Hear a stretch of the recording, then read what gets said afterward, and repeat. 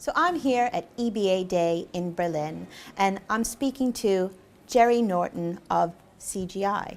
So, you guys have just recently completed your 5th annual payments survey. Can you give us some highlights from that survey?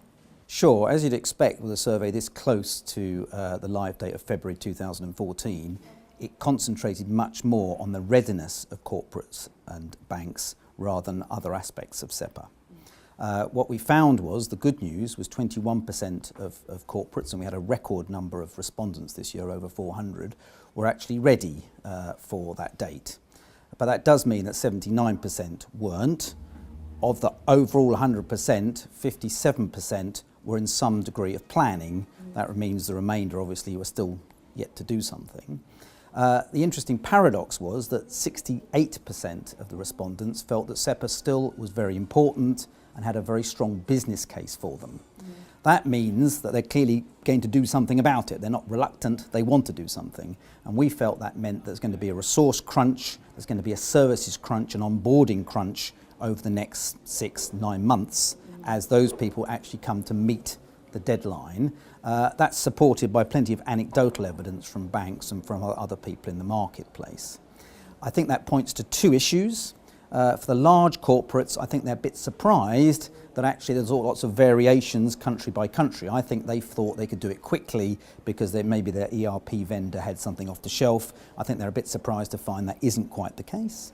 For small corporates, although they might need a bit of hand-holding because they haven't got the in-house skills, their issue is that the banks, it's not economic for banks to provide a huge amount of face-to-face, high care support. It's got to be far more automated, and therefore they've got to do more things themselves. So every year you add to the survey. So can you tell us what's new this year? Yeah, there were two new things this year. One was about mobile and the customer experience side of things. 98% of respondents felt that as a channel and as a way of making payments was either important today or would be within the next couple of years.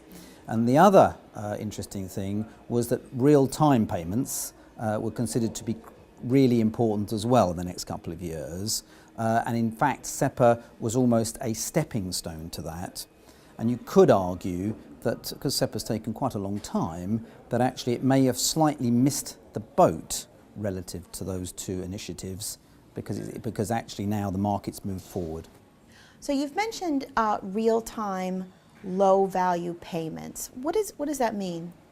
I mean a new infrastructure. If you look at infrastructures today in most countries, they're either bulk, they're batch, which take many days to clear. They're a high-value RTGS, which typically are interbank payments, which are not usually accessible by consumers.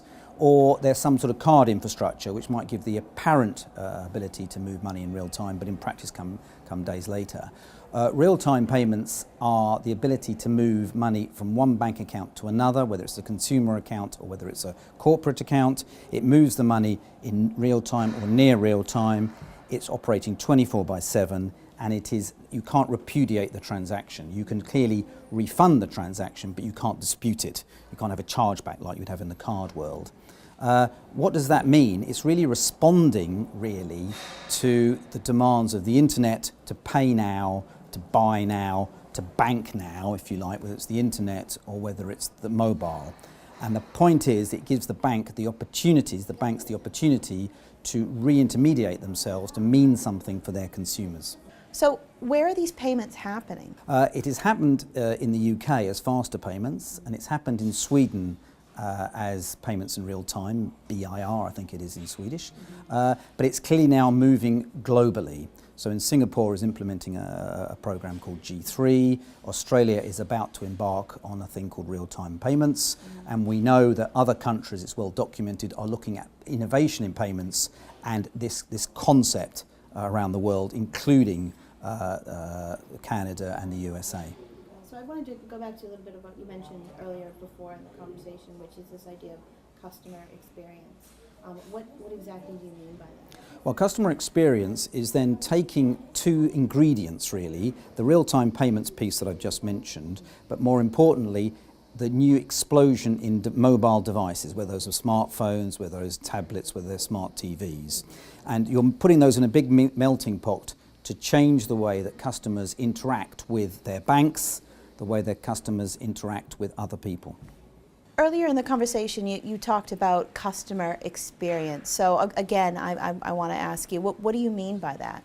Yeah, sometime this year, there's going to be more mobile devices, smartphones, tablets, interactive TVs, than physical PCs out there. Sometime next year, there's going to be more mobile internet, searches, etc., than there are from PCs. So there's an explosion in these devices out there. For banks, that presents a fantastic opportunity to re-engage with their consumers, or actually to their corporates who then engage to their consumer customers. And what does that engagement look like? Well, it's something about the fact that the mobile phone, you're more likely to notice your mobile phone has gone missing than you are than your wallet. You're more likely to carry that phone with you, I think, than any other goods apart from perhaps your keys to your house. And certainly you're more likely to interact with your bank. Evidence suggests that you might go into your branch once a month. You might do PC banking once a week. You're likely, or the evidence is that you are banking with or using your phone to go into your bank once a day. And what are you doing? Well, you're looking at your balance. It's sometimes called smart boredom. You're sitting there on the train or something. What do? You go in there and look at your bank balance. So the way that consumers are interacting with the bank is completely different using these devices than it would be anything else. Hence the reason why there's an opportunity for banks to re-engage with those customers. So then here's the big question, what does this mean for banks? To date, much of the discussion about innovation in payments has been driven by non-banks, such as PayPal, such as Google.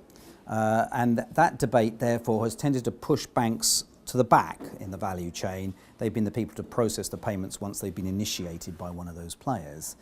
The opportunity presented to banks by the combination of real-time payments and customer experience is that banks can re-intermediate themselves in that value chain. They can capture the customer, whether that customer is a consumer, end consumer of the bank itself, or whether it is actually a customer of the corporate customer of the bank. And if the bank does that, the bank can then actually offer not just banking services, it can become a destination portal in its own right.